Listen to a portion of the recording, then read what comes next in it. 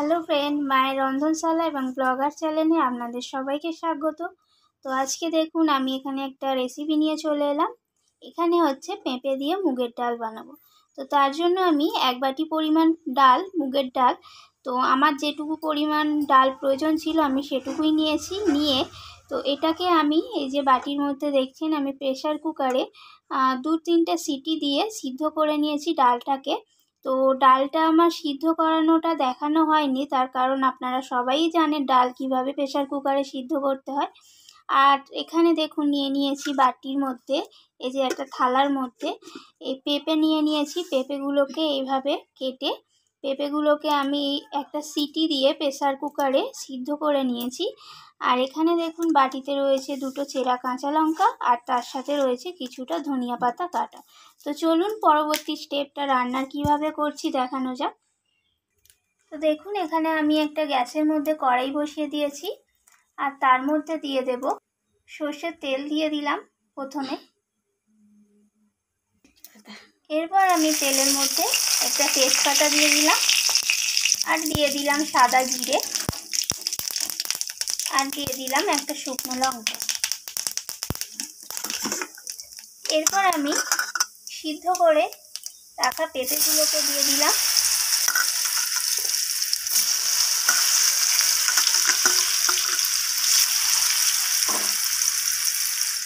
আর দিয়ে দিলাম সামান্য পরিমাণ হলুদ গুঁড়ো, আর তার সাথে দিয়ে দেব সামান্য পরিমাণ লবণ।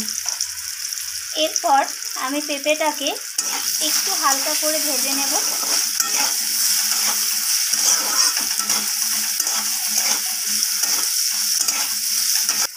এরপর আমি এতে দিয়ে দেব আদা বাটা, 1/2 চামচের একটু কম আদা বাটা নিয়েছিলাম।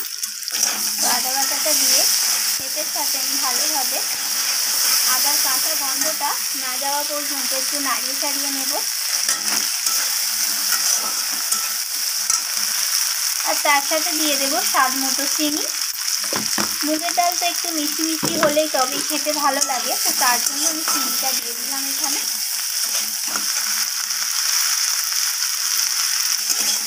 এরপর আমি এখানে দিয়ে দেব সিদ্ধ করে রাখা মুগের ডালটা।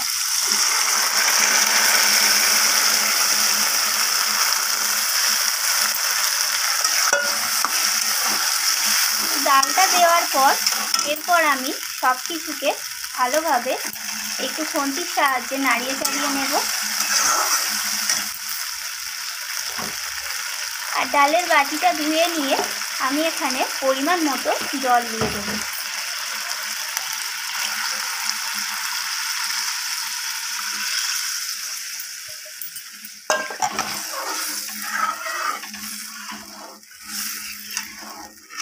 তো দেখুন এখানে আমি ডালের মধ্যে আমার পরিমাণ মতো জল দিয়ে দিলাম। এরপর ডালটা ফুটে ওঠা পর্যন্ত আমি এখানে অপেক্ষা করব। তো দেখুন এখানে আমার ডালটা ফুটে উঠে গেছে, আর পেঁপেগুলো একদমই ডালের মধ্যে সিদ্ধ হয়ে গেছে। তো ডালটা পুরো রেডি।